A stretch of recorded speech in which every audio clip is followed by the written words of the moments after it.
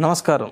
ఆంధ్రప్రదేశ్లో ఉన్న న్యాయవాదులందరికీ కూడా నమస్కారం తెలియజేస్తున్నాను. నేను మీ బాలాజీ యలమంజుల, ప్రభుత్వ న్యాయవాది, హైకోర్టులో ప్రాక్టీస్ చేస్తున్నాను. మీ అందరికీ తెలుసు, నేను బార్ కౌన్సిల్ మెంబర్గా పోటీ చేస్తున్నాను. నా యొక్క సీరియల్ నంబర్ 15. కాబట్టి మీ అందరూ సీరియల్ నంబర్ 15కి మీ యొక్క మొదటి ప్రాధాన్యత ఓటు వేయించి గెలిపించాలని చెప్పి రిక్వెస్ట్ చేస్తున్నాను. ముఖ్యంగా ఈరోజు మనము రాబోయే ఫిబ్రవరి 13వ తారీఖున న్యాయవాదుల బార్ కౌన్సిల్ మెంబర్ ఎలక్షన్స్ జరుగుతున్నాయి. ఇందులో జనరల్ ఎలక్షన్స్కి బార్ కౌన్సిల్ మెంబర్ ఎలక్షన్స్కి చాలా వ్యత్యాసం ఉంటుంది.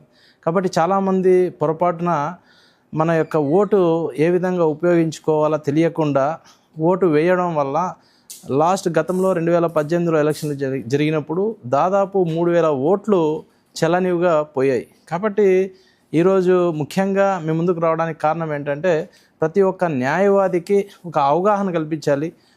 మనం వేసే ఓటు ఖచ్చితంగా మన ఓటు చెల్లే విధంగా చేసి, మనం ఏ వ్యక్తికైతే ఓటేస్తున్నామో వాళ్ళని గెలిపించుకునే విధంగా ఓటు ఉండాలి. కాబట్టి ఈ యొక్క అవేర్నెస్ ప్రోగ్రామ్ అనేది ఒకటి పెడితే బాగుంటుందని అందరు న్యాయవాదులు నన్ను కోరడం జరిగింది.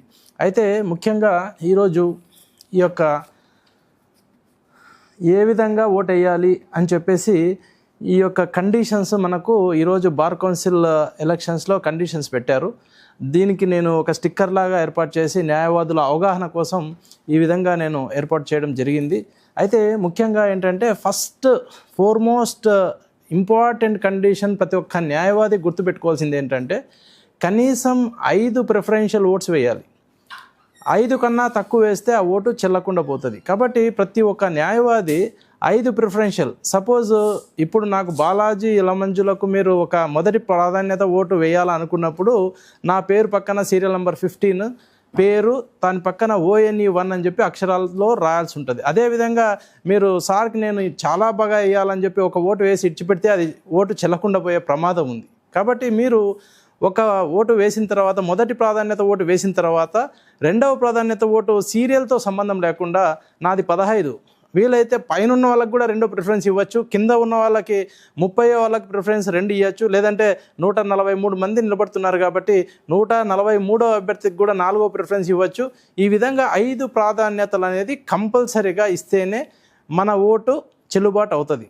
కాబట్టి మినిమం 10 ఓట్లకు తగ్గకుండా వేస్తే మనం కన్ఫ్యూజ్ లేకోకుండా ఉంటుందని చెప్పి మీ అందరికీ నా రిక్వెస్ట్ ఏంటంటే, కనీసం 10 ప్రాధాన్యత ఓట్లు వేస్తే మన ఓటు ఖచ్చితంగా చెల్లుతుందని చెప్పి మీకు చెప్తున్నా. అదేవిధంగా మొదటి ఒక్కరికి ఇప్పుడు మహిళలు పురుషులు ఇద్దరు నిలబడుతున్నారు. అందులో మహిళకి ఒక ఫస్ట్ ప్రిఫరెన్షియల్ ఓటు ఇచ్చి మళ్ళీ పురుషుల్లో ఒకరికి ఫస్ట్ ప్రిఫరెన్షియల్ ఇస్తే ఆ ఓటు కూడా చెల్లదు. మీరు ఎవరికైనా ఒకరికి 143 మందిలో మహిళలకు కానీ పురుషులకు కానీ ఎవరికో ఒక్కరికి మాత్రమే 1 అని ఇవ్వాలి. ఇద్దరికి ఇస్తే ఆ ఓటు చెల్లకుండా పోతుంది. అదేవిధంగా 23 ప్రాధాన్యతల వరకు మనం ఇవ్వచ్చు. మనం సీరియల్లో దాదాపు మనకు ఇప్పుడు ఎన్నుకోవాల్సింది 18 మంది పురుషుల్ని, 5 మంది మహిళల్ని. కాబట్టి 23 ప్రాధాన్యతల వరకు మీరు ఇవ్వచ్చు. కాబట్టి ఖచ్చితంగా మీరు 23 ప్రాధాన్యతలు ఇవ్వడానికి ప్రయత్నం చేయండి.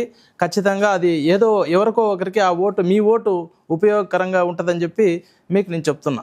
అదేవిధంగా 23 ప్రాధాన్యతల కన్నా ఎక్కువ ఇచ్చినా కూడా చెల్లదు. 23 ఇచ్చిన తర్వాత మీరు 24, 25, 26 అట్లా ఇవ్వడం కూడా కరెక్ట్ కాదు. ఆ విధంగా ఇవ్వడం వల్ల కూడా మీ ఓటు చెల్లకుండా పోయే అవకాశం ఉంటుంది. అదేవిధంగా అన్నీ కూడా అక్షరాల్లో ఉండాలి.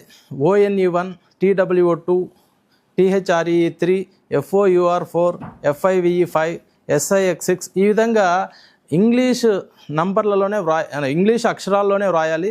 మీరు పొరపాటున 1, 2, 3 అనే అంకెల్లో రాస్తే అది కూడా ఓటు చెల్లే అవకాశం లేదు. కాబట్టి మీరందరూ కూడా అక్షరాల్లోనే రాయాలని చెప్పి మీ అందరికీ తెలియజేస్తున్నాను. ఈ విధంగా మీరందరూ కూడా నాకు మొదటి ప్రాధాన్యత ఓటు వేయించి గెలిపిస్తారని ఈ యొక్క అవగాహన వీడియో ఒకటి చేద్దామని చెప్పి మన వాళ్ళందరూ చెప్పడం జరిగింది. కాబట్టి మీ అందరికీ రిక్వెస్ట్ చేస్తూ, నమస్కరిస్తూ, ఆంధ్రప్రదేశ్లో ఉన్న న్యాయవాదులందరికీ కూడా నాకు మొదటి ప్రాధాన్యత ఓటు వేయించి గెలిపిస్తారని చెప్పి మనస్ఫూర్తిగా కోరుకుంటున్నాను.